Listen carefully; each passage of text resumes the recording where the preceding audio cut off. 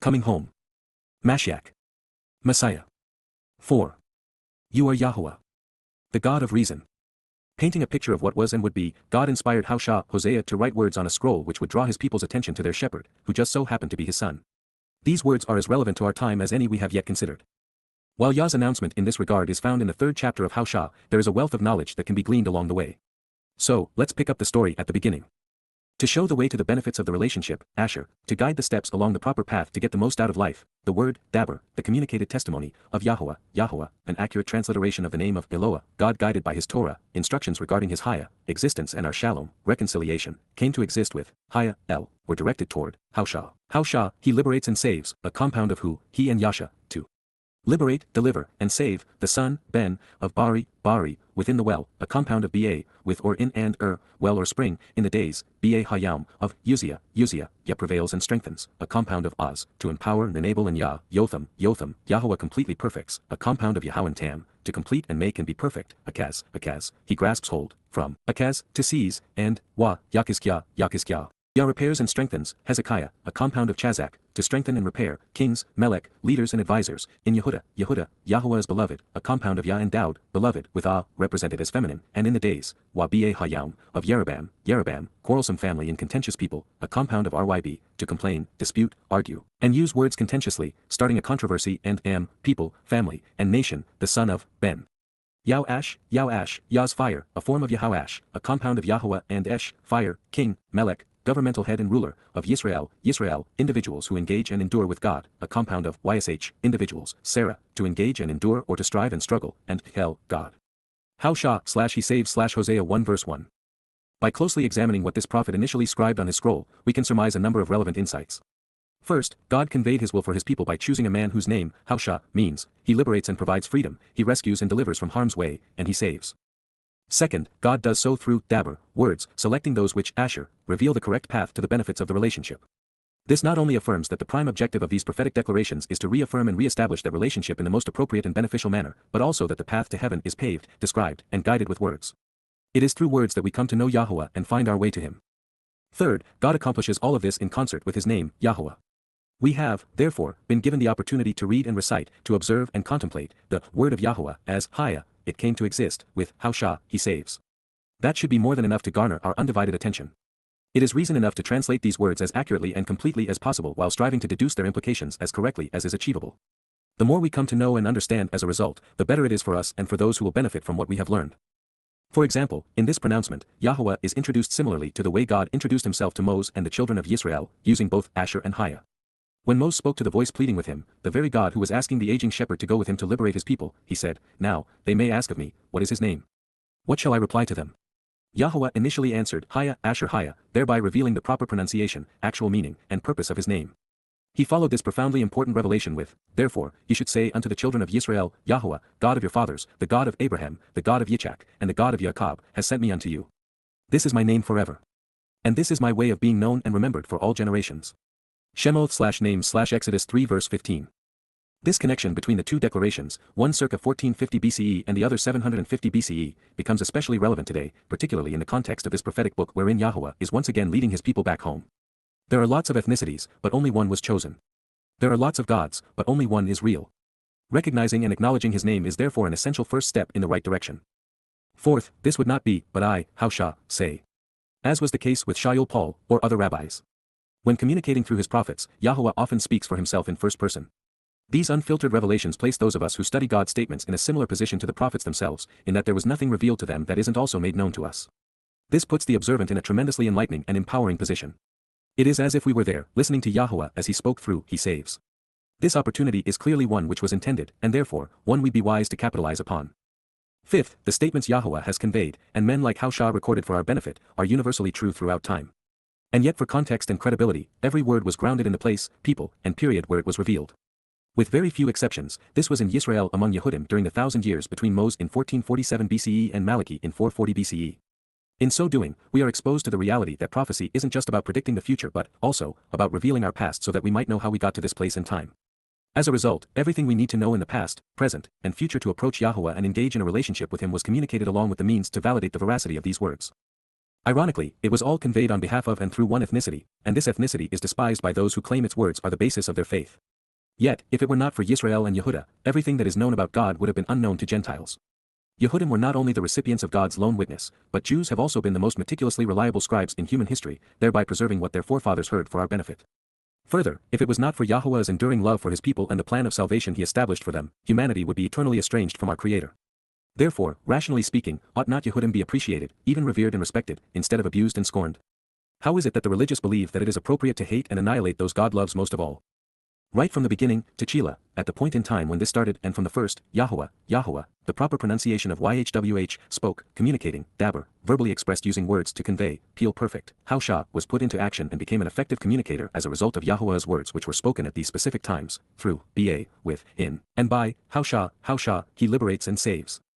And, Yahowah, an accurate transliteration of the vowels Yehovah as guided by Haya, to exist, Torah, to guide, and Shalom, to reconcile, said, Amar, expressed, making a request, to Hawshah, to he liberates and saves, delivering from harm's way, choose of your own volition to walk, Halak, go, electing to travel to, Kal imperative, as a genuine expression of free will, under the auspices of free will to take, Lakach, choose to obtain, grasping by the hand.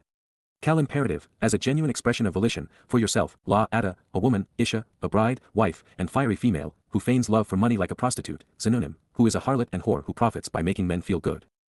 Impregnate her so that she conceives and bears children, Yalad, who are disloyal whores, pandering themselves around like harlots, Zanunim, who will play with anyone and slut themselves around for financial gain. This is because, those of the land, Ha-Eretz, are unfaithful prostitutes, Zana, harlots committing despicable and loathsome acts for money, separated and away from, Min, disassociated from, Yahowah, written as directed by his Torah, teaching, as a result and in the end, Char, after doing so and following this during the last days, Hawshah / he delivers / Hosea 1 verse 2. This is an extraordinary request, one unmatched in the annals of divine revelation.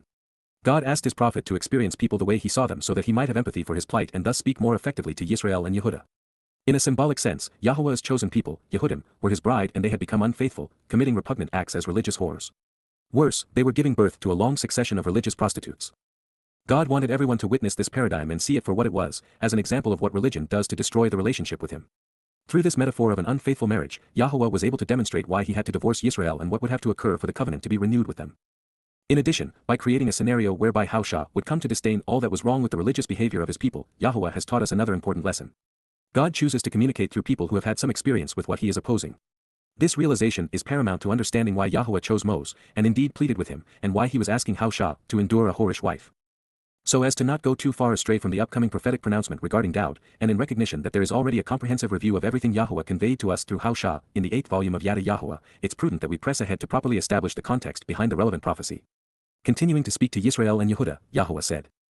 However, at this time, right now, Ada, I am revealing, Gala, I am for the foreseeable future causing her to be exposed, uncovering, peel imperfect, that which is associated with her stupidity and her foolish lewdness and shame, Eth Nabluth high, her senseless and disgraceful conduct, from Nabal, to be ignorant and irrational, despicable and despised, in the sight of her most intimate lovers and passionate desires, La Ein Ahab high, in view of those with whom she has formed a close, personal relationship, romantic, sexual, or emotional. And no individual shall save her, Ish lo natsal high, such that no person is able to deliver or rescue her, out of my hand, min yat any, from my influence, power, and authority. Hawshah 2:10. Since we cannot be wrong when we follow Yahowah's example, we are right to expose humankind's religious stupidity and political foolishness. Man's beliefs in this regard are shameful and cannot be rationally or morally respected. Further, according to God, the religious have lost the capacity to understand. Their faith precludes it. And that is why the truth only resonates with those who have begun to question their societal indoctrination. There is no way for man to save humankind. Left to our own devices, we are the problem, not the cure. There are two ways to interpret what we have just read and what follows, both of which are appropriate. First, Yahowah is going to hold Yisra'el and Yehuda accountable for their ignorant and irrational perceptions of him, especially as a result of the false gods and errant attributes they have foolishly conceived. And second, he isn't letting go of them. He's going to spare them once they regain their desire to know him. But that will require a willingness to distance themselves from that which Yahowah views as inappropriate before he acts to quell their ongoing influence. Then I will observe the Shabat by causing a cessation of all, Shabat kol, I will put an end to, stopping and removing every one, of her merry celebrations, Mesos high, times of gaiety and merriment, from questioning says, what she exalts and enjoys, her festival feasts, Chag high, her new moon observances, Chodesh high, her approach to the Shabat, Shabat high, and all of her designated celebrations, kol mod high. Hawshah / he liberates / Hosea 2 verse 11. Shabat is unique among Hebrew words. While most nouns are defined by their verbal root, the seventh day is a special case. And that is because the title itself is actionable. Rather than a day to do nothing, or in the case of Judaism, instead of being the most onerous and religious day of the week, Yahowah wants this time set apart to enjoy our relationship. Therefore, upon Yahowah's return, he will be Shabbating by celebrating the seventh day beginning on the Shabat of Sukkah, Friday at sunset, October 7, 2033, by eliminating all traces of Judaism. All of the religion's extraneous celebrations, including the perverted ways the Hasidic observe the mode, will end. Yom Kippurim will never again be a day of atonement, a time to degrade and afflict oneself.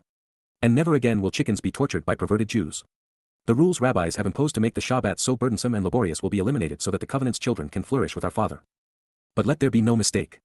Yahowah is not eliminating any part of his plans for his people. His Shabbat, Chag, and Moedim will be observed and celebrated forevermore. It is only her corruption that is being rebuked and removed. If other approaches were acceptable, then there would have been no reason to say otherwise or have his sons suffer the indignity of fulfilling Pesach and Matzah. And since the audience remains unchanged, and thus Yisra'el and Yehuda, God is specifically renouncing Judaism's corruption of the mode Mikra and the way they have been told to observe the Shabbat. Yahowah isn't going to forget and forgive those guilty of advancing the Lord's agenda. There will be a consequence of playing religious dress-up, of burning incense and making sacrifices to false gods, as well as for beguiling others into doing the same by gilding lies such that the deceptions appear beautiful.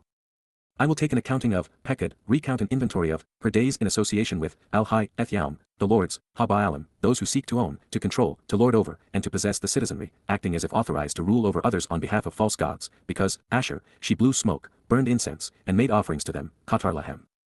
Then she was adorned, playing religious dress-up, Ada, she wore clothing designed to show off her status, with her ornamental rings and circular objects, Nizam High, with round sun discs on her ears, nose, and fingers.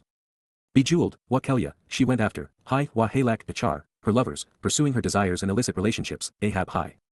And she ignored and forgot me, Eth Eni Shakach, prophetically announces, Yahowah, the proper pronunciation of Yehovah our Eloah, God as directed in his Twrah, teaching regarding his Hayah existence in our Shalom WM, restoration. How he saves Hosea 2 verse 13. Make no mistake, the gods of religion are Baalim, lords. The Lord God is Satan achieving what he most desires, to be seen above the Most High. The consequence of building synagogues, churches, mosques, temples, and shrines, of playing religious dress-up, and of celebrating pagan holidays is that they cause us to overlook God. Do any one of these things long enough, get enough people to do the same, and in time Yahowah will be forgotten.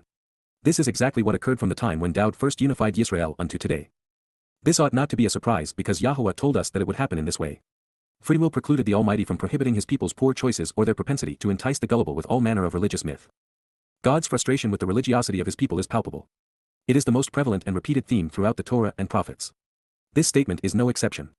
Yahowah is exposing and condemning Yisrael's attraction to, and worship of, false gods. Yahowah is disgusted by what the rabbis have done and what Judaism is doing to denigrate and estrange the chosen people. Fortunately, however, free will works both ways. Yahowah has it too, and the time has come for him to express his intent, which is to speak to his children once again, to take them to this place where every nuance of his word is pondered, such that he may rely on the most rational and receptive of Yisra'el and Yehuda exercising good judgment so as to return to him. Therefore, and by contrast, long thereafter, Laken, to facilitate an upright and honest approach, behold, Hina, please pay attention, knowing that she has been deceived, I will leave the way wide open to persuade her should she become open-minded, Anaki Pathahai, since she is easily seduced and enticed, having been readily misled and gullible, I will provide ample space, Peel participle. God is enabling the receptive to benefit in a demonstrable and active way. At that moment, I will walk with her, Halak High, I will go with her, Full perfect. Yah is making it possible for them to walk together in one accord at this time, to ponder the word, even in the place where these statements are questioned, Midbar, in the desolate wilderness, to question and consider Dabber, the word, such that I speak words, Dabber, so that these statements are transmitted, to her heart, making an impression upon her judgment and thinking, Leb High. Upon her inclinations, motivations, and thoughts, thereby enabling sound decision-making. How he liberates and saves Hosea 2 verse 14. This prophetic announcement opens with a generous offer. A way is being left wide open for reconciliation. Yahowah is even committing to walk beside Yisrael through it all. After exposing and condemning the corrupting and controlling aspects of the religion of his people, God is providing his alternative. We have been offered access to the truth and the freedom to choose. Long after Judaism, Christianity, and Islam have seduced and deceived the gullible, Yahowah has opened a door for the open-minded. They will, however, be few and far between. For most, the only approach to life they know is either religious, political, patriotic, or conspiratorial. Their worldview is universally deceitful, destructive, deadly, and damning. For all these many years, Yahowah has allowed his creation, and most notably Yehuda, which is feminine while Yisrael is masculine, to walk away from him, to disavow him, to slander and mock him, and even completely disregard their Creator. Not interfering with our choices has been essential to the primary purpose of our existence, to choose of our own volition to engage and endure with God rather than struggle against him. It is why Satan was allowed to slither into Eden and corrupt God's testimony. This choice has to be real for it to be meaningful. There is more to Midbar than wilderness. It is a compound of to ponder and question, and dabber, the word. It is, therefore, a double-edged sword, cutting away and setting apart. We are free to ponder the who, what, where, why, when, and how of every word Yahowah selected and inspired to teach and guide us such that we come to know him, appreciate what he is offering, and understand what he expects in return, or we can deny his existence, his veracity, and reliability, calling his every word into question, as is the case with religious intent. Once Yisra'el and Yehudah come to their senses and start thinking rationally, Yahowah will do as he has promised. Beginning then and there, Min Sham, I am prepared to give to her, so that she can approach, Wa Nathan Lahai, I will offer her at that time to draw near, Cal perfect, her vineyards and vinedresser, her garden and resulting fruit, Eth Karam Hai. The valley of Bakaur troubles, Wa Eth Emek Bakaur, accordingly, the deep depression and profoundly cunning plot to deviate away from what is known and is, therefore, disturbing, stirring up trouble, will become the open doorway, La Patach, a portal to a more expansive realm, the gateway to being liberated, an opening for the free to encounter, of hope, of confidently expecting a good and beneficial future, Taikwa, a way to be optimistic and move forward. Then and there, along with the name, Washam, she will respond with the answer, Anna, she will reply, offer her declaration, and sing, lifting up her voice, Cal perfect, as in the days of her youth, Kayam Nayurim Hai, consistent with her childhood, early in life, when she was served, and as in the day, Wa Kayam, when lifted up, she ascended, Allah Hai, she was taken away and withdrawn, out of the land, Min Peretz, of Mitzrayim the crucibles of political and religious oppression. Mitzrayim, the cauldrons of cruel persecution where the people were confined and restricted by military and economic institutions, plural of Matzor, to be delineated as a foe and besieged during a time of testing and tribulation, from Tsur, to be bound and confined by an adversary, assaulted and shut up in the likes of a concentration camp by those showing great hostility. How Shah/he protects Hosea 2 verse 15. God is waiting for his children should they be willing to walk with him and ponder his word at long last. But this opportunity, written as it was in the perfect conjugation, will not exist forever. This is your moment, Yisra'el. Seize it. If we are to translate Karam as vineyard, then Yahowah is giving Yisra'el access to the one he instructed Dowd to cultivate on Sion for their benefit. While it has been neglected these past 3,000 years, Yahowah is in the business of restoration and renewal. It will bear fruit again. If, however, we are to render Karam as garden, then the promise is exceptionally wonderful. Yahowah is going to transform the land of Yisra'el, and then the entire earth, into a garden akin to Eden. It will be a gift to his beloved Yehudah on Sukkot camping out in year 6000 Yah. Also interesting, depending on whether we vocalize Shm as Shem or Sham, we deduce different meanings. Shem is the name, while Sham is the place. They are both relevant. However, before this transformation occurs, the chosen people will have to endure the worst man has to offer. Fortunately, the Emek Bakaur Valley of Troubles has a Patach Taikwa doorway of hope. After suffering through 3 millennia of deep depression resulting from this profoundly cunning religious plot to deviate away from what is known, the children's troubles are finally over. Yahowah is providing a portal to a more expansive realm, one without the controlling influence of Judaism, Christianity, and Islam. We have been given every reason to Taikwa confidently expect a good and beneficial future. It was in Bakaur that Achan chose to disregard Yahowah's restriction regarding looting the fallen city of Jericho and was stoned as a consequence along with his family. His name means, to create trouble. The Torah was written and was fulfilled to provide a host of benefits, among them to perfect the imperfect while opening a doorway to life. It will be a welcome sight for those struggling to survive the time of Jacob's troubles. As we consider the conclusion of Hosea 2:15, we become aware of why it was important to share the commonality of Asher, Haya, and Yahowah in the discussion with Moses in advance of his liberation of the chosen people from Egypt and their reappearance in the opening declaration of Hosea, suggesting a common purpose. If we were to synthesize Yahowah's message to his people, it might be conveyed like this: I created you to be part of my family. But even knowing that you'd reject me, I have always been there for you, speaking to you as a father would address his wayward children, or as a devoted husband would speak to an unfaithful wife. Accordingly, I have given you the means to return to me and will honor it the moment you choose to trust me. The first step in that regard is to respond to and answer Yahowah, relying upon him to lead us away from the crucibles of religious and political, military and economic oppression. Yahowah has been calling his people out of the world of men and to himself since the dawn of time. Now that we are approaching the end of this period, it's now or never. Just as Yahowah called and led his people out of Egypt, the crucibles of human oppression, 3,500 years ago, today he is calling Yisra'el out of Babylon, the confusing words of humankind. The only question which remains is whether or not you and those you love accept his invitation. This leads us to one of the most relevant and insightful revelations in the whole of the Torah, Nabi, Wa Mizmor. And, Wa, it shall be, Haya, it will happen and come to exist, in, Ba, at, with, and on, that specific, Hahu, this or his, day, Hayam, time, speaking of his return on the day of reconciliations, prophetically declares, Naam, predicts, reveals, and promises, Yahowah, an accurate transliteration of the name of Eloah, God guided by his Torah, instructions regarding his Haya, existence in our Shalom, reconciliation, you shall encounter and welcome, Kara, you. Shall call out by name and move toward, summoning and meeting with, me as an individual, any, me as a person, singular, me as your marriage partner and husband, as being one with me, extant and present in existence, even as a man in your midst. And, Wa, you will not call me, lo, Kara, la, any, you will not summon me or read aloud, inviting or proclaiming unto me, my Lord, Baal, any, my master, the one who owns, controls, rules over, and possesses me, ever again, out, any longer, repeatedly beyond this point, now, still, or forevermore. How Shah/he liberates and saves Hosea 2 verse 16. One of the most appealing aspects of Yahowah's character, and indeed his connection with his creation, is that he is always within our reach. God is approachable as an individual, so much so he often refers to us as his children, making him our father. He is obviously sufficiently powerful to be fearsome and imposing if that were his intent, but it's just not in his nature. Affirming this, here, there are overtures of husband and wife, while elsewhere he is our shepherd, and we are his sheep. Moreover, this highlights the reason Yahowah refers to his people as the children of Yisra'el. Those of us who have enjoyed coming to know him through his uplifting words, inspiring prophets, and marvelous stories recognize that Yahowah is encouraging humankind to interact with him as an individual. It's obvious that he has no interest in anyone worshipping him. He wants to lift us up, not the other way around. In fact, the more comfortable we are perceiving Yah as a loving and devoted father, as a best friend, as an adventurous companion, and as a particularly helpful guide and insightful teacher, the closer and better our relationship will be with him. As we have learned by studying Yahowah's devotion to his son, Dowd, God has no interest in his creation building houses, synagogues, churches, temples, or mosques for him and is instead desirous of establishing homes for us. The God of the familial relationship is the antithesis of the gods of fearsome faiths. A day is coming when individuals comprising Yisra'el and Yehudah will finally see and accept Yahowah, just as Dowd related to him. And this will occur on the eve of his return with Dowd. Most people throughout the world, by whatever language they may speak, refer to their God as, my Lord. In Hebrew, it is written Baali, with the final letter of the pronoun, enimai, presented as a suffix. The title's implications are wholly foreign to a loving father, earthly or heavenly.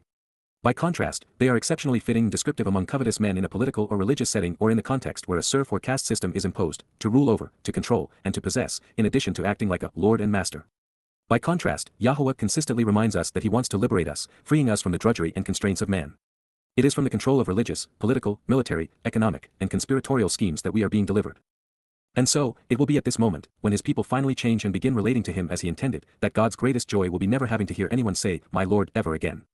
It is a title God obviously despises, as he should, since Baal, the Lord, serves to designate Satan's name, title, and ambition throughout his Torah and prophets. This means that, rather than speaking to Yahowah, those who refer to their God as the Lord are actually and unwittingly, even irritatingly and ignorantly, addressing the adversary. This realization is so obvious, so irrefutable, the propensity of mankind to reject Yahowah's name in favor of Satan's title remains among the most irrational aspects of the creation's preference for religion over the covenant relationship, and by so doing, those Yahowah would have preferred to liberate and save find themselves subject to and controlled by others. Yahowah's animosity toward the aspirations of Satan as the Lord is so great, recognizing that the adversary has achieved his ambition of being worshipped as if he were God, our Creator has chosen in this context and time to be approached by his people as an individual, rather than as God. This is, interestingly enough, the same term he used to refer to himself when interacting with Abraham during the formation of the covenant.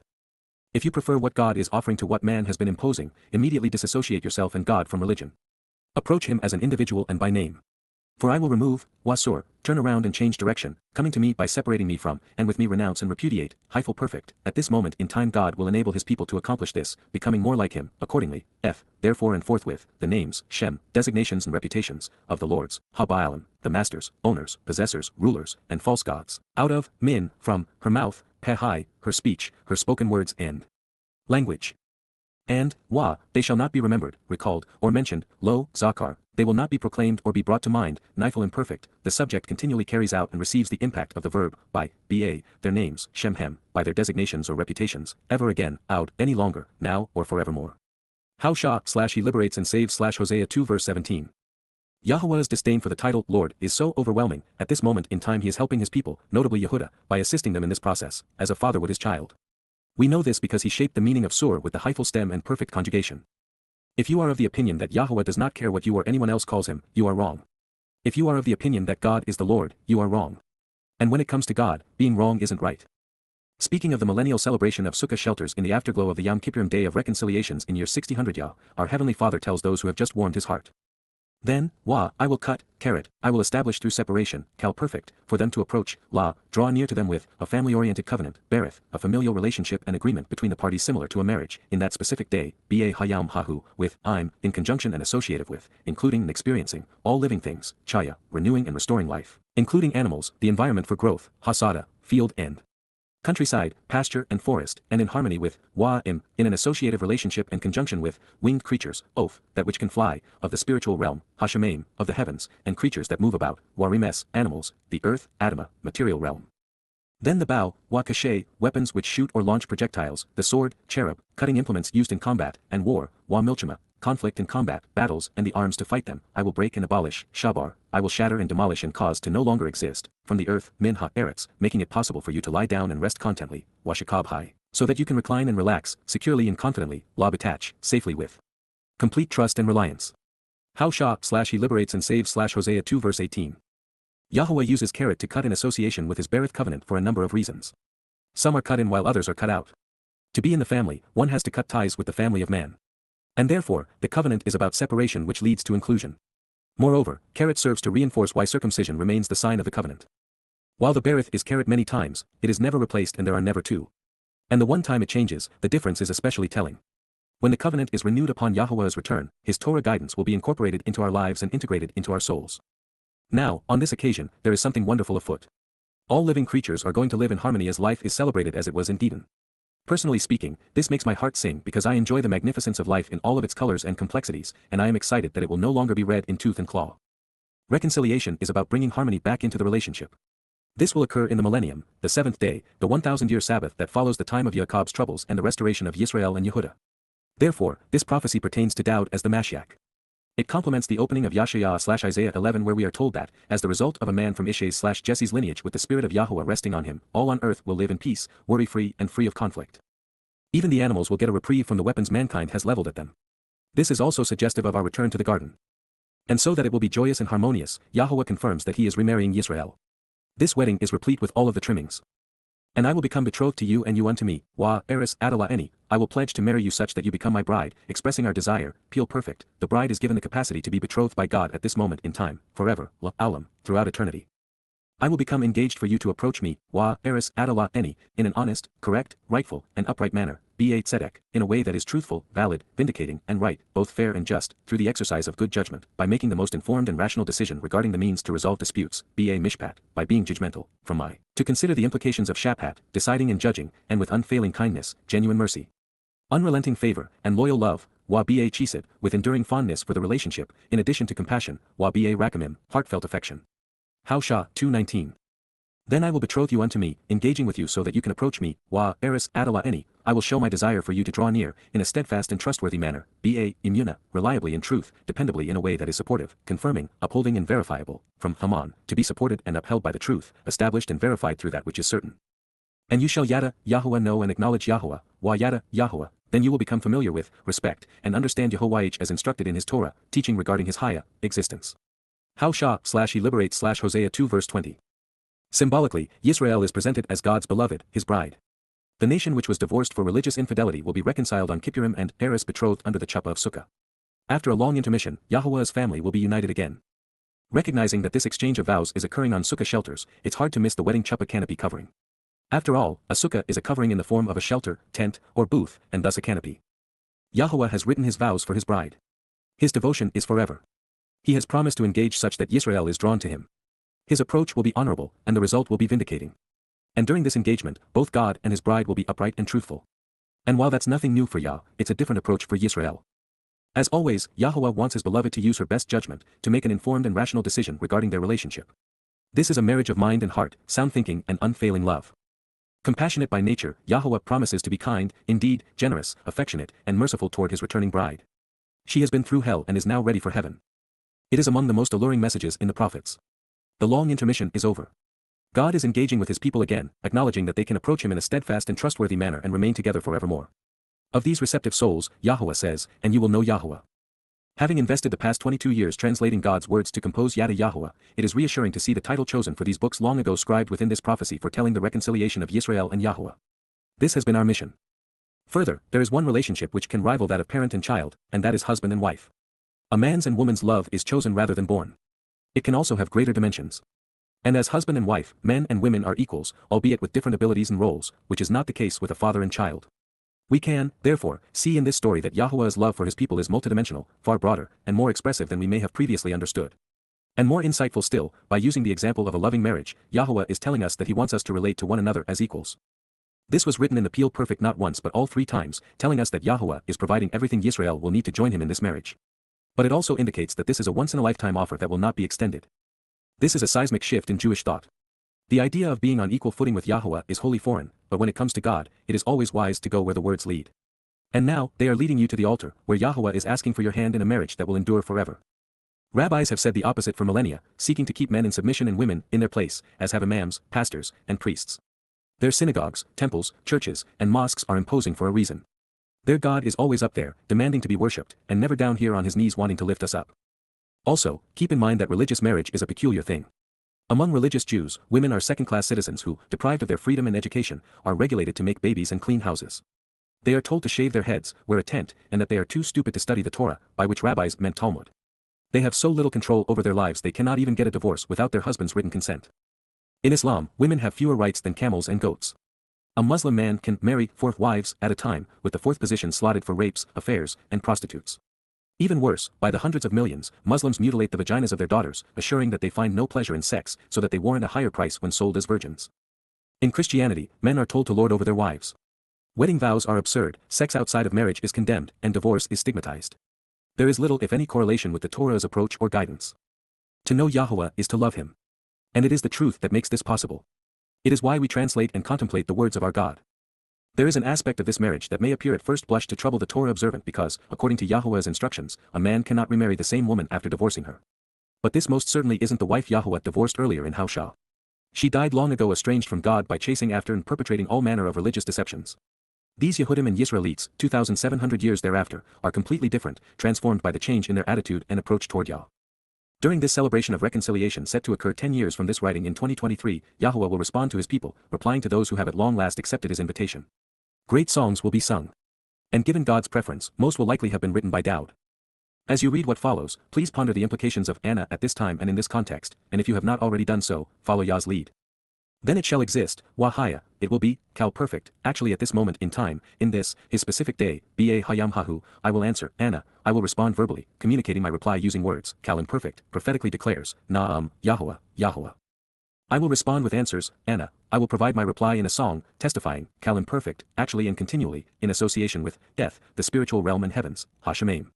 And they, Wahem, third-person masculine plural and thus addressing Shemaim, the spiritual realm, will answer, singing melodiously while declaring information to, Anna, Eth, verbally and audibly responding to, Kal imperfect Joseph, genuinely and continually by choice, they will answer and testify to, the land and earth, Ha-Eretz, the material realm generally and Yisra'el specifically. Hawshah 2:21. Then the land, Ha-Eretz, the earth and material realm generally in Yisra'el specifically, will respond with that which is associated with, Anna, Eth, will provide a declaration, thinking and concerned about, even singing regarding, Kal imperfect, genuinely and continuously, actually with ongoing implications testifying regarding, growing exponentially as symbolized by grain, Ha-Dagon, the barley harvest, becoming an heir by the new wine, Wa-Eth Ha-Thyrosh, and the olive oil. Representing the spirit of enlightenment, Wa-Eth Ha-Yitzhar. And they, Wahem, third-person masculine plural and thus addressing Yisra'el, which is masculine rather than Eretz which is feminine, shall choose to provide answers regarding, Anna, Eth, will of their own free will respond to and testify about, Kal imperfect Joseph, actually and by choice with ongoing implications, that which is associated with Israel the seeds God has sown, Eth Israel, concerning this connection with seeds being sown and becoming productive, and thus what is conceived and produced by God, from Zara, to sow, conceive, produce, and yield and El, God, commonly transliterated Jezreel, Hawshah/he liberates and saves/Hosea 2 verse 22. We have been devoted to translating and understanding Yahowah's words going on 22 years, and yet, this is the only time we have seen Anna respond repeated 5 times in a single conversation. That is especially significant because Anna not only describes what God desires most of us, and that is for us to reply to him, it is the word upon which rabbis have sought to distance Yehudim from Yahowah by rendering it afflict. So, let's see if we can sail a pause and reflect sufficiently to consider the connections and consequences. Up to this point in time, when Yahowah is offering his hand to reconcile the relationship, 5 of his 7 micro-EY invitations to be called out and meet will have been fulfilled. Therefore, the 5 benefits of the Berith covenant will have been provided, and a voice calling for the final opportunity for reconciliation will have been heralded. Pesach Passover, as the doorway to eternal life, Matzah unyeasted bread, serving as the means to perfection, and Bikurim firstborn children, where we were adopted into Yah's family while being enriched and empowered, will have been enabled by father and son in year 4000 Yah, 33 CE, providing all 5 of the covenant's rewards. Then more recently, the Shabuah promise of 7 harvest will have been successfully undertaken, during which the covenant's children were emancipated and brought home, on May 22, 2026. The Towrah. Trumpets gleaning will have transpired the previous evening, such that with the arrival of the red heifer at sunrise on September 24, 2033, the means to cleanse and prepare the surviving remnant will be arranged. And fortunately, at this point, the worst of Jacob's troubles will be over. With Yahowah having honored his promises to those who have responded to him, and having now fulfilled his vow to rescue his children on Towrah while preparing the surviving mortal remnant for his arrival, the 6th of 7 micro-EY invitations to be called out, Yom Kippurim the day of reconciliations, is quickly approaching. Therefore, these 5 repetitions of Anna reply are spoken at this time, after the 5th and before the 6th micro-EY, after Yah has voiced his invitation to come home during the last days. Surviving Yehudim, who missed the Towrah message, are being encouraged not to repeat this same mistake regarding the approach of Kippurim. And for them, the adulterous woman in Yahowah's parlance, there is the red heifer. Unfortunately for the religious, rabbis have corrupted the invitation to meet of Yom Kippurim, the day of reconciliations, expressly to keep Yehudim Jews from responding to Yahowah. They have long insisted that Hashem's desire on this day is for them to afflict and debase their souls. Jews have unwittingly done so for over 2,000 years with horrid results. As we have worked our way through Yahuwah's Torah instructions and guidance on his micro-EY invitations to be called out and meet, one of the first things we learned was that Anna was not only used 5 times in Yahuwah's presentation of his micro-EY, but in every case, God is asking his people to Anna respond to his invitations, Anna answering him by Anna verbally expressing their intent.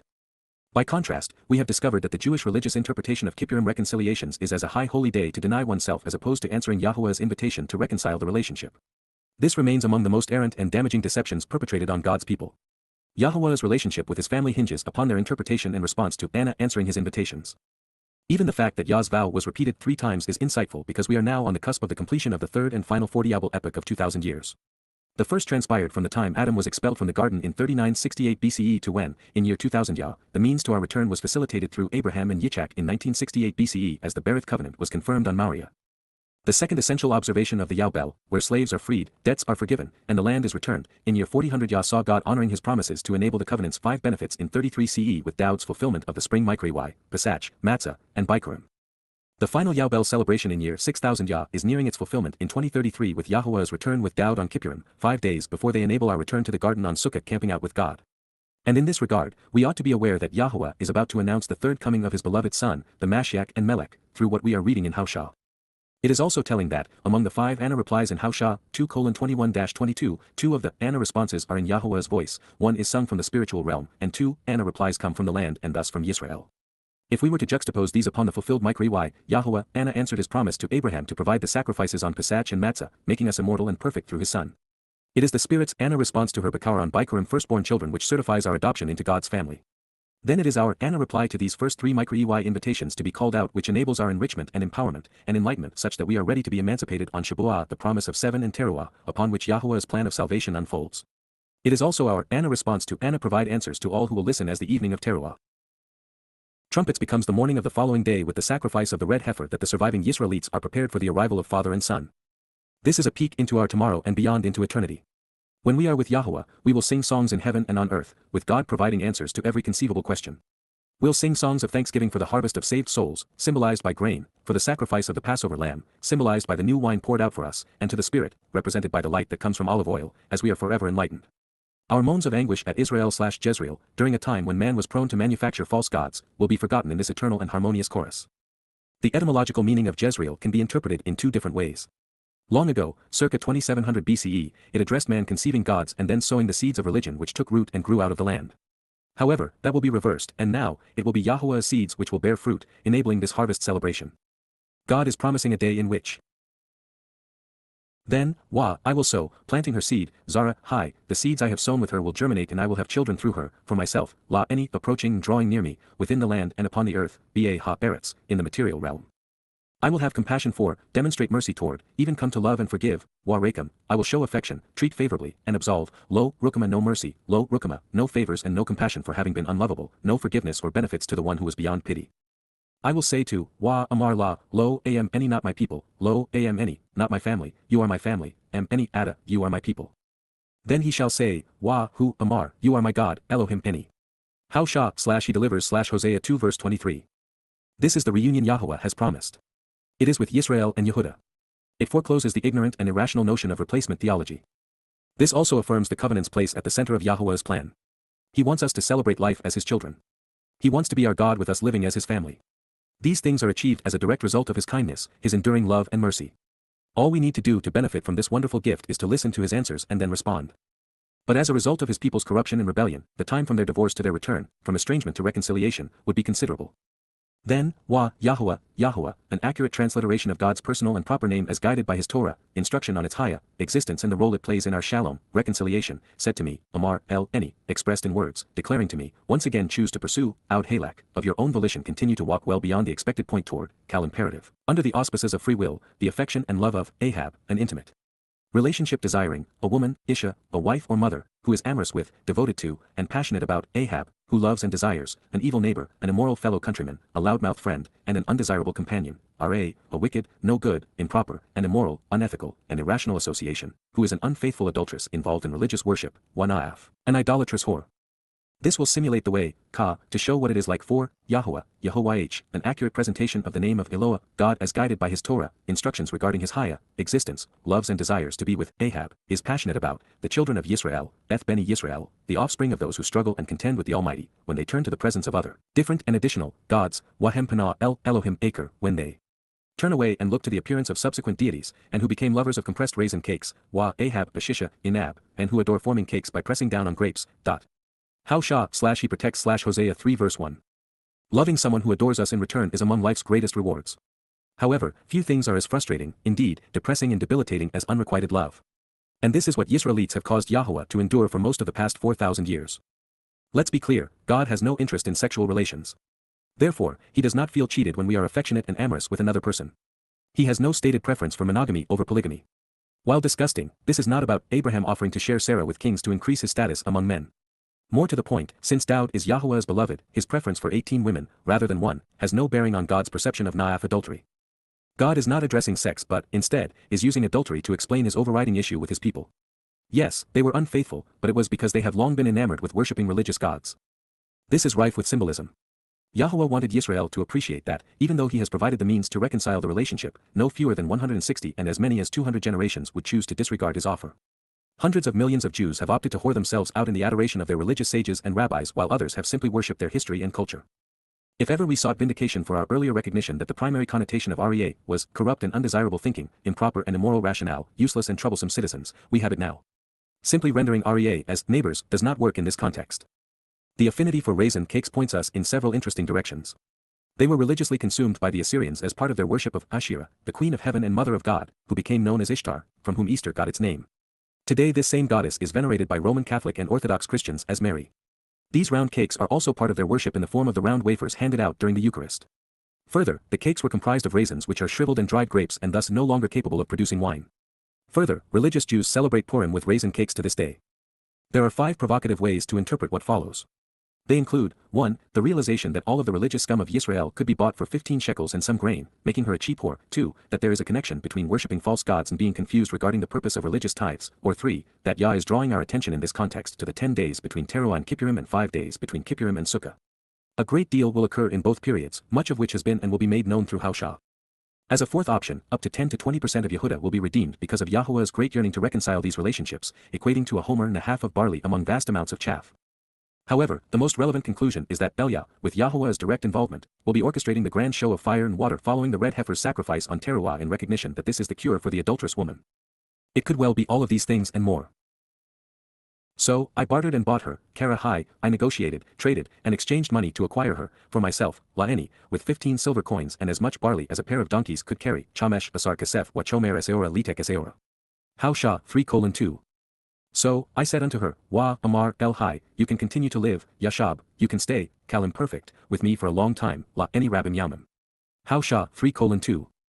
You will no longer have to be a prostitute and be demeaned, Lo, Zana, and you will not have to be with a man, Lo, Hayala Aish. So then, this is how I will be with you, Wagam Eni, El Ada. Haushah he delivers Hosea 3 verse 3. Yahowah has a feast and a plan to resolve whatever ails us, one he has etched in stone. It may be helpful to know that religious prostitutes were in demand and highly valued. Haushah paid dearly to liberate this woman from being a sex slave, someone owned, controlled, and used by the religious. I hope she was more appreciative than the Yisraelites were when liberated from Mitzrayim. I wonder how many before me have missed it, even though it is obvious. This is not Gomer but a second temple prostitute. Therefore, if we are to see the initial religious accoutrement as his first wife, then this is the second. Since 2 wrongs do not make a right, marital adultery was not Yisrael's problem but, instead, religious infidelity. At a time when having many wives was common and condoned, his people became adulterous because they worshipped many gods, even one was one too many because it was not Yah. A span of 27 centuries constitutes a long time to live with almost anyone estranged from God. Knowing how disappointing and hurtful this was to him, I wouldn't want to endure 27 minutes. I wish it hadn't been so, but sadly Jews have brought much of their shame upon themselves. Had they not collectively rejected Yahowah to worship false gods and then rabbis, they would not have been seen as loathsome and greedy, as unfaithful or unreliable, as solicitous or wanton, and yet, that is how they are perceived by the preponderance of people in Yah. Today, around 40% of Jews are religious. A similar percentage is progressive. Of the remaining 20%, many seek to identify with the traditions, history, and customs of their people. Fair is fair. For every action, there is a consequence. And so, God is going to respond to Yehuda and Yisrael as they have responded to him, at least until the time of reconciliations. Between that day, some 2,700 years ago, and the one which is upcoming, all of this has been true, especially for the northern kingdom of Yisra'el, which was viciously conquered by the Assyrians and brutally hauled off into slavery shortly after these words initially marked the parchment scroll upon which they were written. For by comparison, indeed, the children of Yisra'el, Beni Yisrael, the sons of those who engage and endure with God along with the offspring of those who strive against and struggle with God, will continue to abide, Yashab, will dwell and remain, Kalim perfect, for a very long time, Yam Rabbim, a great many days, without, Ein, a king, legitimate leader, counselor, or advisor, Melech, a sovereign, without, Wa, Ein, a patron, commander, or government official of similar ethnicity. Sar, leader by royalty or captain from the same race who is empowered out of the tribes, a patron, without the ability to prepare a sacrifice, Wa, Ein Zebach, without someone to take a stand who is firmly established, Wa, Ein Matzaba, a memorial stone or upright pillar, a vertical pillar, a monumental individual who takes a stand to establish others, from Natsab, to take a stand, firmly established, without a white linen outer garment to adorn the priest, Wa, Ein Ephaud. The white cape worn as a vestment to adorn a priest. Or someone to heal them from their religious worship and shrines, Wateraphim, a physician to restore the household of God, from Raphaim, physicians who heal, curing what ails a nation. How Shah/he liberates and saves/Hosea 3 verse 4. Since some of these words are arcane and seldom used, I suspect that Yahowah is saying that the children of Yisrael, which includes Yehudah, will endure as a people for a very long time. However, for days on end, they will be without a leader of their own to guide them or protect them. They will no longer celebrate Pesach or Matzah appropriately and thus will not be adorned appropriately. And with no one to stand up for them, there will be no one to restore them from being unfaithful. Yisra'el, being without guidance for millennia, takes us to the place we have been headed all of this time, to the third coming of Dowd. It coincides with the return and restoration of Yisra'el at a time when his people seek to be with him and their God. Thereafter, later, after this, and mostly from the west, the children of Yisra'el, Beni Yisrael, the sons of those who engage and endure with God along with the offspring of those who strive against and struggle with God, shall return and be restored, Shub, they will change their attitude and they shall be re-established, they will come back again and will remain, Kalim perfect. Then they will seek to be with, Wabakash F. Accordingly, they will choose to diligently look for and inquire about in their responsible search for, Peel perfect, Yahowah, God's personal and proper name as guided by his Torah, instruction on his Haya, existence and the role he plays in our Shalom, reconciliation, their God, Elohim Hem, and with Dowd, Dowd, and also near the beloved, their king, Melech Hem, their leader, advisor, and counselor, their recognized authority and royal ruler. They will revere, Pakad, they will show profound respect for the awe-inspiring nature of, Kal perfect, Yahowah, an accurate pronunciation of God's personal and proper name as guided by his Torah, instruction on his Haya, existence and the role he plays in our Shalom, reconciliation, for his good nature and abundant generosity, El Taubhu, and for his attractive and beneficial qualities, for being fair, moral, joyous, and pleasing, in the latter days, Ba, Akrith Ha. Yaumim. How Shah/he liberates and saves/Hosea 3 verse 5. I find How Shah to be the most mentally stimulating and emotionally draining of the prophets. His message is unrelenting, like a fire hose gushing full blast. From the religious prostitutes to the infamous children, from Jezreel to the promised land, from divorce to reconciliation, from the Lord and a cadre of false gods to Yahowah, it is all here for us to consider. Yisra'el, likened to a high-priced religious whore kicked out of the bordello and bereft of her clients, would be cast aside without so much as a memorial stone for her to remember who she had once been. Her priests and kings were gone. The rabbis would replace the priests while the dictators of other nations would rule over them instead of their kings. There would be no way to reach them or heal them from their religiosity. But this story does not end that way. God's people, at least a remnant of them, will return in the end. Yisrael's relationship with Yahowah will be restored. They will change their approach to God and, in so doing, find him. They will learn what is needed to recognize Yahowah as their God at long last. And then, as a result of the sacrifice of the red heifer, the surviving mortal remnant of Yisrael will be cleansed and prepared for Yahowah's arrival. Recognizing that this was written centuries after Dowd's initial passing, the realization that the surviving Yisraelites will acknowledge Dowd as their king upon Yahowah's return is exhilarating. It is yet another affirmation of his final arrival and re-establishment of his kingdom which leaves Maimonides looking like a nincompoop for not recognizing this would occur. In 721 BCE, shortly after these words were addressed to the children of Yisrael, the Assyrian army captured the Yisraelite capital at Samaria, slaughtering many, degrading all, and enslaving most, marching them naked with metal rings in their noses into captivity. Yehudah would survive the onslaught because Hezekiah rid the tiny remaining kingdom of all religious idols, then returned to Yah by observing Pesach and Matzah in accordance with the Torah. The temple sacrifices associated with the Mikra-Ey haven't been performed in Yehudah since 70 CE, when the Romans destroyed it. Fortunately, the ultimate sacrifice was made by Dowd alongside the set-apart spirit in 33 CE, fulfilling Passover, unleavened bread, and firstfruits. And although Dowd provided us with an eyewitness account, most Yisraelites have rejected his commitment to save them. If Yisraelites, even if Goim for that matter, want to know why so many have died estranged from Yahowah, and as a result have been kept out of heaven, the truth is being laid out before our observant eyes. God's instructions are as straightforward as they are consistent and unambiguous. Choose to listen to Shama of your own free will, and because it is what you want, genuinely and continually decide to hear, Kal imperative, the word, Daber, the statements and communications, the speech and promises, of Yahowah, Yahowah, God's personal and proper name transliterated as guided by his Torah, instruction on his Haya, existence and the role he plays in our Shalom, reconciliation as our Eloah, God, children of Yisra'el, Beni Yisra'el, sons of those who engage and endure with God along with the offspring of those who strive against and struggle with God, because indeed, expressly for the reason and truthfully, Yahowah, Yahowah, God's one and only name, scribed in the earliest Hebrew alphabet showing Yah's open hand reaching down and out to two individuals, likely Abraham and Sarah, both standing up, looking up, and reaching up to God, their family secured in their home and protected, has a dispute against, RYB law im. Has a contentious quarrel and grievance against, an accusation and rational argument toward. The inhabitants of the land, Yashab ha-Eretz, those who live in Yisra'el, establish a dwelling place in Yehuda, and who remain on the earth, even the material realm. It is verifiable and true, indeed, it is correct, that there is no honesty, integrity, or reliability, that there isn't any loyalty, trustworthiness, or dependability, there is no consistency or stability, and nothing is true or conforms to reality, there is no enduring love or devotion, there is no one favoring the relationship or steadfast, and, there is no knowledge, discernment, or understanding, no aptitude for learning, or concern. And no caring, of God, Elohim, in the land, Ba ha-Eretz, on the earth. How he liberates and saves Hosea 4 verse 1. This was a chain reaction, the domino effect, a quid pro quo, cause and effect. Yisrael chose not to listen to Yahowah and came to prefer the argumentative words of arrogant and misguided men over those of their God. As a result, they breached the relationship agreement and became religious. Lies were embraced and the truth was spurned, putting them in quarrelsome conflict with Yah. Yehudim developed a reputation for dishonesty, especially when it came to their testimony regarding God. Even with the proof inherent in prophecy, Jews would be deemed dishonest. Their love for God would wane in direct proportion to their lack of concern for him. The most intelligent race on earth would be ignorant and irrational where it mattered most. For Judaism to have any semblance of credibility, rabbis must project themselves back in time. 15 centuries before the title was first deployed and the religion even existed, they refer to Moses as a rabbi. Laughably, they present Ruth, Dowd's great-grandmother, as an example of someone who converted to Judaism. And of course, they will claim, with all evidence to the contrary, that the Talmud, which was compiled in Babylon in the 6th century CE, was revealed alongside the Torah circa 1450 BCE. What makes this particularly absurd and annoying is that all references to religion throughout the Torah and prophets are like this one overtly condemning it. Even if we were to ignore the fact that Hasidic Judaism was first practiced in Ukraine in the 1800s, and then pretend that it dates back 2,500 to 3,400 years, there is no getting around the realization that God despised it. This sorry state of affairs would inevitably lead to cursed oaths, Allah, harmful binding vows, corrupt pledges, swearing allegiances, and lamentable promises, deceptive delusions and outright denials, wakachash, errant opinions along with the inability to tell or accept the truth which lead to bowing in submission, living in fear, feigned obedience, and not respecting the relationship, especially lies which lead to being wrong and disowned, killing, sometimes to the point of murderous slaughter, ratsack, taking the life of another, even millions of others, whether by conspiratorial design or gross negligence, manslaughter or premeditation, governmentally sanctioned wars or execution, thievery, ganab, stealing, taking without permission, openly or covertly, by force or fraud, and being disloyal in love and religion, wanaaf, committing adultery in the sense of being unfaithful, disregarding the relationship, and engaging disingenuously with others in idolatrous worship for acceptance, financial gain, or popularity. Collectively having caused them to be scattered and broken for having squandered the relationship.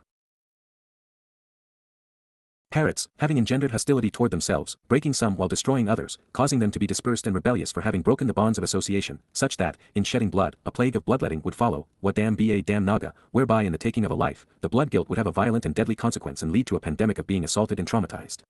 How he liberates and saves Hosea 4 verse 2.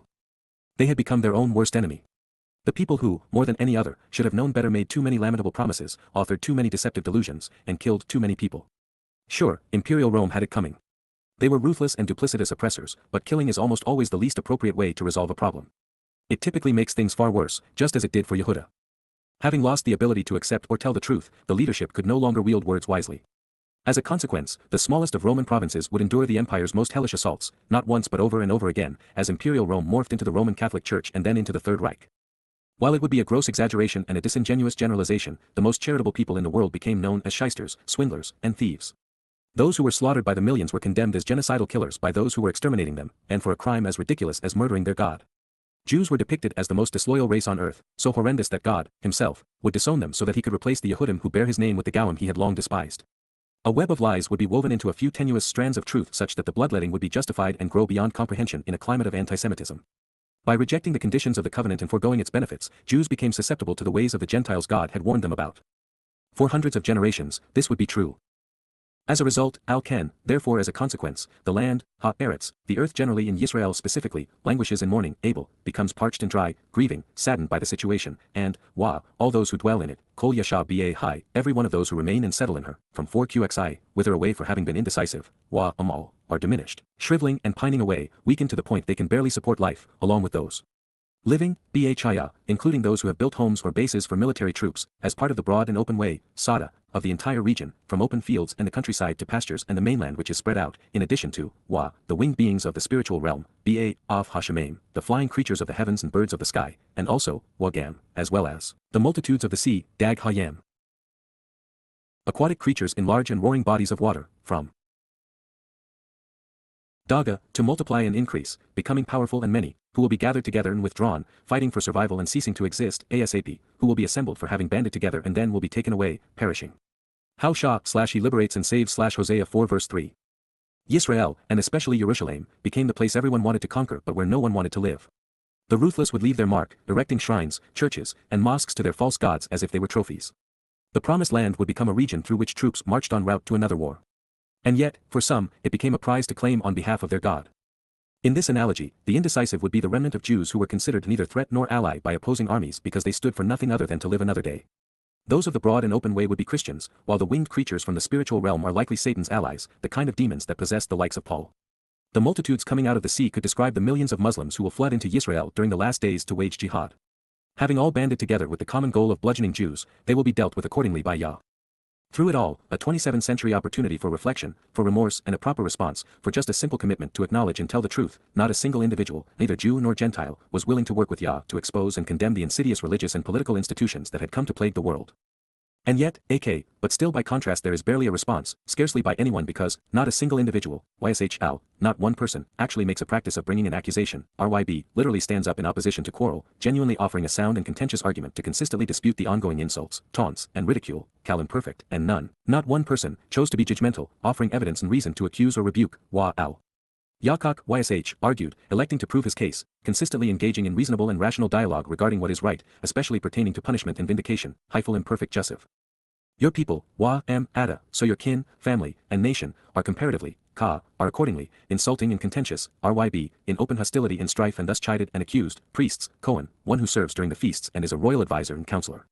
How Shah/he liberates and saves Hosea 4 verse 4. The problem with Yisra'el, indeed with humankind, is twofold. There are far too many religious charlatans contradicting God while claiming to speak for him. But perhaps the bigger issue is that there are too few people willing to refute the numbskulls. Often, there are none. Sometime around 450 BCE, Yahowah spoke through the last of his prophets. But when he found no one to listen, he stopped. His voice is now only heard through what he had previously revealed. Over the chasm of time, the darkness would be pervasive. However, the lingering illumination of his prophets remains more than sufficient for the observant to shed light on what matters most. We are still basking in their brilliance. Therefore, you will stumble and fall, kashal, you will stagger, be brought down and overthrown, fail, by day, ha-yaum, and the prophet, also, nabi, gam, the one who claims to speak for God likewise, will waver and falter, becoming injurious, kashal, will be overthrown, along with you, Ada, at night, Layla, during the darkness. Then, I will make this comparable to, Dama, I will cause this to silence and resemble, your mother, Ada. How Shah/he saves Hosea 4 verse 5. It is as obvious as words allow. God's problem with his people has always been their propensity to be religious. It is the issue that continues to separate man from God. Since the people were as corrupt as their clerics, God told the Yisraelites, and us through them, that no one was in a position to point fingers. The destiny of the deceived would be the same as those who deceived them, at least in the sense that they would both stumble and fall. In all of the prophets, there are few statements as consequential and piercing as How Hosea 4 verse 6. It ought to be posted on the front door of every church, synagogue, and mosque, every home and state house throughout the world. My people, any, are destroyed and they will perish, Dama, they are ruined and will cease to exist, having become the brunt of a sad story, Nifel perfect, the people have destroyed themselves and will suffer the consequence for a protracted, but limited, period of time, because of, from, a lack of understanding as a result of corrupted information, Beli Hadat, being without adequate knowledge, having insufficient awareness, and deficient discernment, lacking the will to recall what is important and the capacity to rationally analyze the data to comprehend it, infinitive substantive.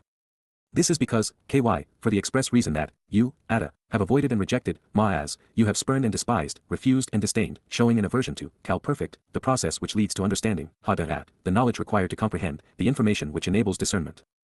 Therefore, so then, I will consistently reject you and avoid you, Yada, I will actually disassociate from you and will rebuff you, coming to despise and loathe you as vile, showing an aversion to you, spurning you, imperfect, from serving as priests and ministers, min kahan, from acting as counselors and clerics, working as teachers or facilitators, peel infinitive. This decision to curtail the priestly service is being imposed upon Yisra'el by Yahowah, emphatically, demonstrably, and continually, on my behalf, for me or to approach me.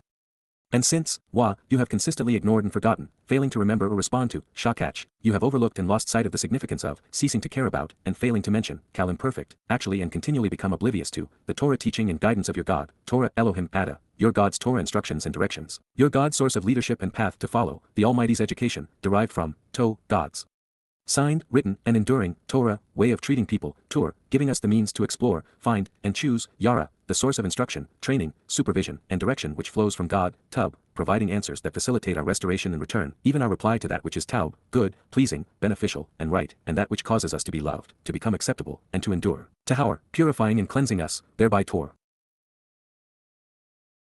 providing us with the opportunity to change our attitude and thinking toward God.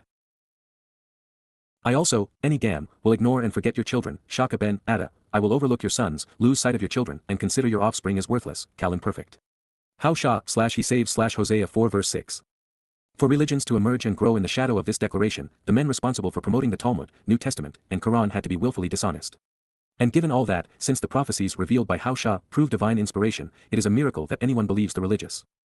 There are few passages as important to God's people as this one.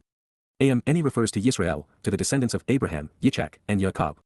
From the opening statement, Yisraelites have been the cause of Yahowah's angst and the focus of his condemnation. Apart from Yahowah, human souls' Dhamma perish. An estranged Nepesh conscious Dhamma ceases to exist.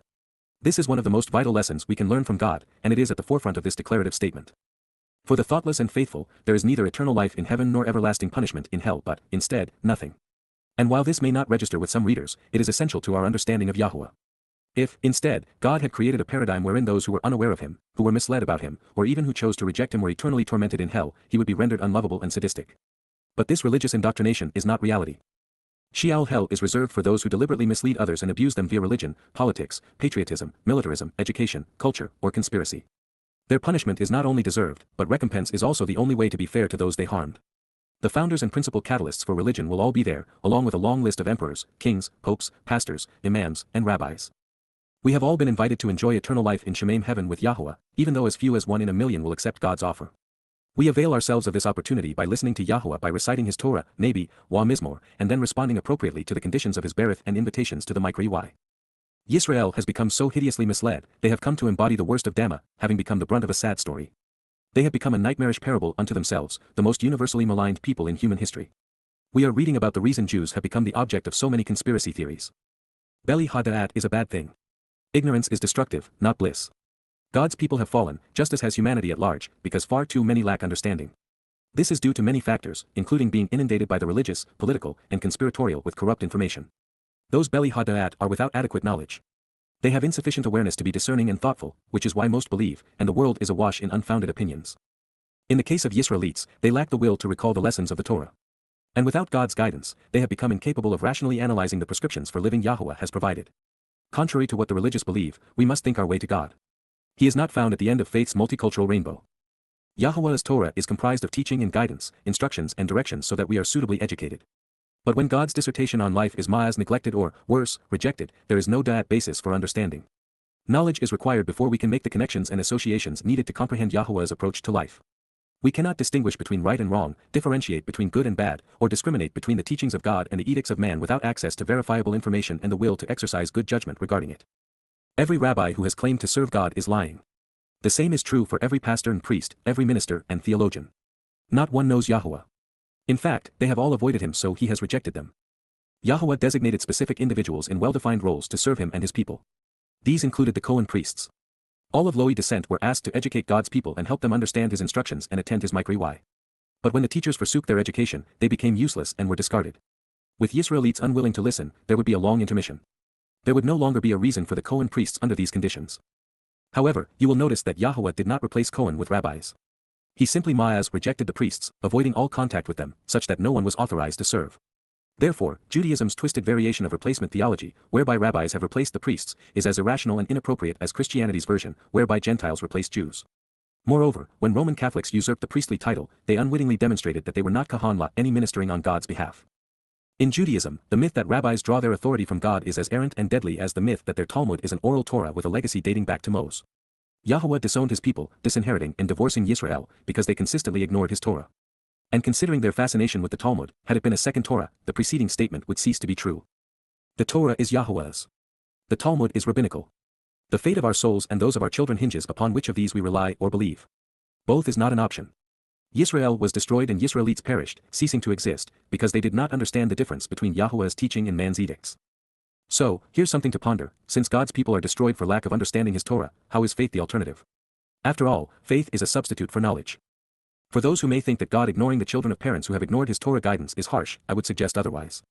Since the lone means to become part of Yahowah's family is by coming to know, understand, accept, and then act upon the instructive conditions of his Berith covenant as they are presented in his Torah directions, parents who lose sight of their significance fail in equipping their children with the means to know God. Without Yah, there are only two eventualities for human souls: ceasing to exist and eternal incarceration. To be forgotten is the best possible outcome under these circumstances. Moreover, this is so clear, so black and white, rather than pointing an accusing finger at Yah for refusing to be capricious and letting everyone into heaven, we ought to assign blame where blame is due. When we ignore Yahowah's Torah instructions, it's not only to our detriment. By failing to acknowledge his advice, we are also depriving our children of the opportunity to be part of God's family.